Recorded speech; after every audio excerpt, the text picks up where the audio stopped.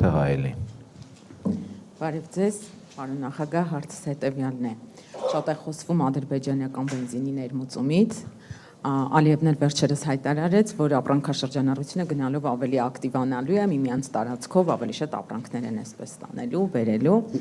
Չլսեցի մի հատ։ Չի լսվում։ Հիմա լսվում է։ Հիմա մի քիչ բարձրացավ։ Շատ է խոսվում ադրբեջանական բենզինի մասին ներմուծումից Հայաստան եւ Ալիևն էլ վերջերս հայտարարեց, որ գնալով ապրանքաշրջանառությունը ակտիվանալու է, միմյանց տարածքով այսպես ապրանքները ավելի ակտիվ են տանելու բերեն։ Արդյոք եթե դուք գաք իշխանության, այս գործընթացը կշարունակվի թե ոչ, եւ մյուս հարցս էլ վերաբերում է վերջերս Նիկոլ Փաշինյանը հայտարարեց, որ էներգետիկ համակարգերը միանալու են Հայաստանի եւ Ադրբեջանի։ Սա ինչ է նշանակում, լավ է թե վատ է ձեզ։ Շնորհակալ եմ։ Ինձ մի հատ հուշեք, դուք այդ թվերը ավելի լավ եք հաստատ հիշում։ Եթե չեմ սխալվում, նույնիսկ ասվեց, որ դրա շնորհիվ բենզինի գինը էժանացավ, չէ՞։ 20%-ով։ Հիմա ինձ կարող եք հուշել ինչքան է ներմուծվել։ Իմ հիշողությամբ 1200 տոննա։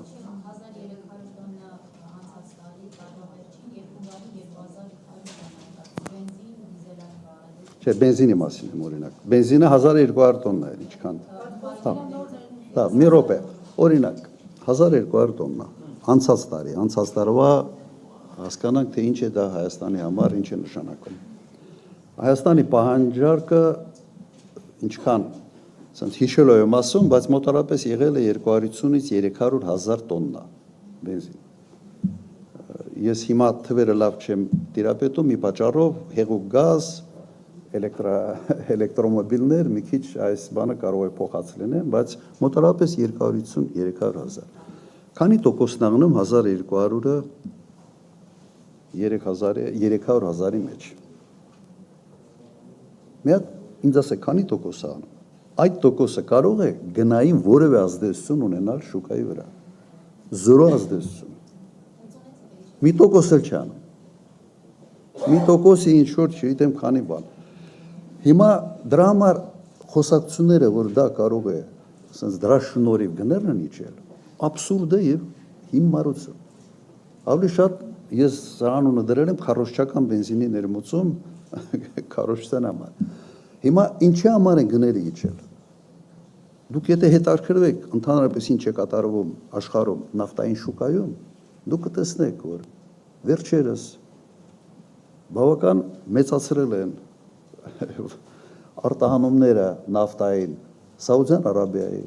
Բրազիլիայի, Միացյալ Նահանգների եւ Կանադայի կողմից։ Եվ սա բերել է նավթի էժանացման, ինչը ավտոմատ իր հետ բերում է նավթամթերքի էժանացման։ Սա ուղղակի մի այբոբեն է, որը հասկանում եմ մեր դաշտում քաղաքական հետևյալն է, մարդին ինչ ուզում է, դուրս է տալիս։ Վեճը չի թե հետո ինչ որ մեկը կվերլուծի, ինչ որ թվեր կբերի, թե չէ, բայց այդ առաջի բանը կարել է, ասենց դուրս տալու մոմենտը կա տեսնում ենք։ Եթե էժանացել է, ուրեմն էժանացել է այլ գործոնների հաշվին, որովհետև կրկնում եմ, ոչ մի ապրանքատեսակի մեջ, եթե դու ներմուծես, օրինակ 0.5%-ի չափով, 0.5%-ը երբեք չի կարող գնի վրա որևէ ազդեցություն ունենալ։ Հիմա մի հարցել կար տեղ, հա, էներգետիկները, էներգիայի միացումը։ Նայեք, այստեղ իմիջիալուց բենզինի հարցով էլ կասեմ։ Մենք էլեկտրոէներգիա արտադրող հզորությունների ավելցուկ ունենք Հայաստանը։ Ադրբեջանն էլ ունի ավելցուկ։ Վատ չի եթե միանան, բայց միանալը բացի նրա, որ մեծ համակարգ ավելի կայուն է աշխատում, ասենց հեքիաթները, որ մենք ենք հոսանք ծախելու, իրենք են մեզ հոսանք ծախելու, մենք այդ հոսանքի կարիք չունենք։ Մենք ունենք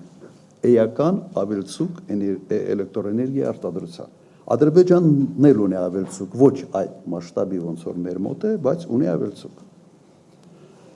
Իդեպ բենզինի մասին։ Ադրբեջանը ունի մեկ նավթազտարան, մեկ գործարան մեծ։ Եվ Ադրբեջանը ինքը հազիվ է բավարարում, այդ գործարանը հազիվ է բավարարում Ադրբեջանի պահանջները։ Անցած տարի Ադրբեջանը ներմուծել պրեմիում բենզին 120,000 տոննա Ռուսաստանից։ Նույնիսկ մեծ հարց է, թե բենզինը, որ այստեղ է եկել, դա ադրբեջանական բենզին է, թե ռուսական բենզին է։ Եվ հեքիաթներ պատմել նրա մասին, որ հեսա ադրբեջանական բենզինը կգա այժմ եւ այլն, չունի այդ բենզինը։ Ադրբեջանը այդ քանակի վառելիք չունի, ինքը ներմուծում։ Դիզվառելիքով այո, ինքը բավարարում է ամբողջությամբ իր պահանջները, մի քիչ էլ կարա արտահանի։ Սա է իրական պատկերը։ Դրա համար մի լսեք։ Ճիշտ է, բարի հեքիաթ է, բայց ինչ վերաբերում է ընդհանրապես լավա թե վատա, լավա։ Բայց ով է ում ավելի մեծ լավություն անում, ապրանք առնողը, թե ապրանք ծախողը։ Ապրանք առնողը։ Վերջում Հայաստանում գեներացված գումարները գնում են Ադրբեջան։ Եվ սա որպես ինչ-որ մի մեծ լավություն, ես ուղղակի անկեղծ ասեմ, չեմ հասկանում։ Ես 10 տարի նախագահ եմ եղել, երբեք վառելիքի ներմուծման մենք խնդիր չենք ունեցել։ Իդեպ վառելիքը բերում էինք ոչ թե պետությունը չէր բերում, մասնավորը բերում էր իմ հիշելով Վառնայից, Բուլղարիայից։ Ռուսական նավթը գնում էր Բուլղարիա, վերամշակվում էր այնտեղ եւ վառելիք Հայաստան գալիս էր Վառնայից։ Նավահանգիստ Պոցից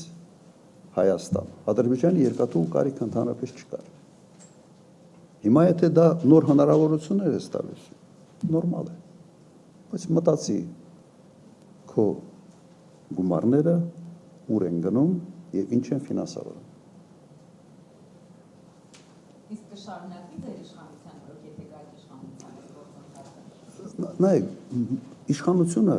համենայն դեպս իմ ժամանակ երբեք բենզին, վառելիք, դիզել բան մենք չենք ներմուծել, մասնավորն են ներմուծել։ Հիմա եթե մասնավորի մոտ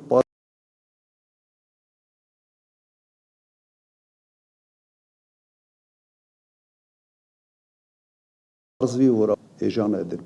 Ադրբեջանից բերել,